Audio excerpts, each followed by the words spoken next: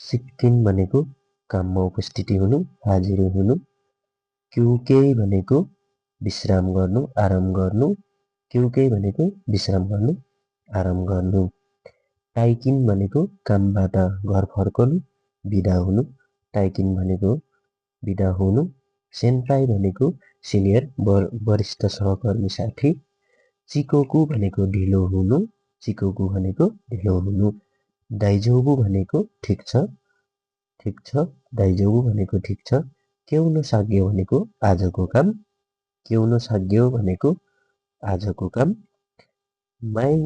मानी आइमास भनेको समयमा पुग्नु, मानी आइमास समयमा पुग्नु।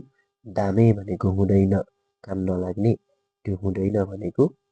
किगाए भनेको कपडा फेर्ने, किगाए सुन्माछन्, किगाए भनेको कपडा फेर्ने, किगाए भनेको कपडा फेर्ने।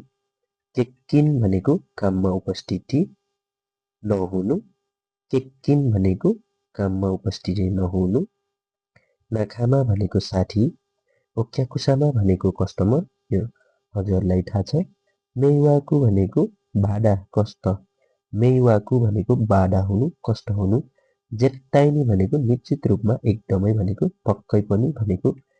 इचिनिचिनो सिगोतोनो नागारे भनेको एक दिनको कामको प्रभाव। इचिनिचिनो सिगोतोनो नागारे भनेको एक दिनको कामको प्रभाव। जुन्बी भनेको तयारी, जुन्बी भनेको तयारी। सेइसौ साग्यो भनेको सरसफाइ गर्ने काम, सेइसौ साग्यो सरसफाइ गर्ने काम। साग्यौ हौकोकु भनेको कार्य प्रतिवेदन, ओरको रिपोर्ट, काम गरेको रिपोर्ट।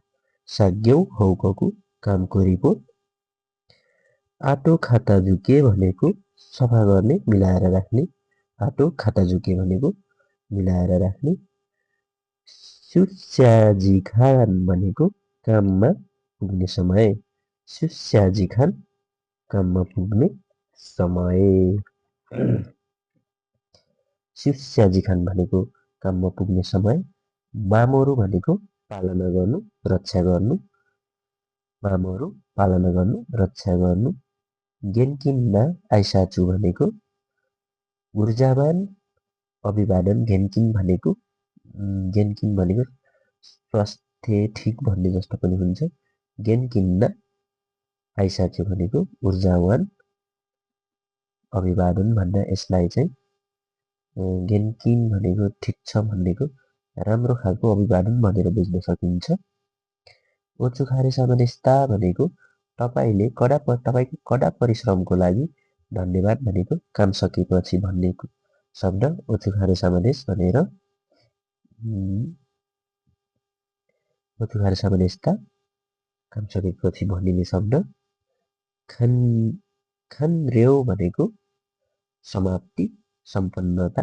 खानरेउ भनेको समाप्त हुनु, सकिनु। सेकिनिन्स्या भनेको जिम्मेवार व्यक्ति, सेकिनिन्स्या भनेको जिम्मेवार व्यक्ति। हौकोकु सुरु भनेको आवेदन दिनु, प्रतिवेदन दिनु, हौकोकु सुरु। सिकिजाए भनेको उपकरण सामग्री। टेन्केन भनेको निरीक्षण, टेन्केन। फुकुआई भनेको त्रुटि, समस्या, खराबी। फुगुआई सुन्नुहोस्, फुगुआई भनेको समस्या, खराबी।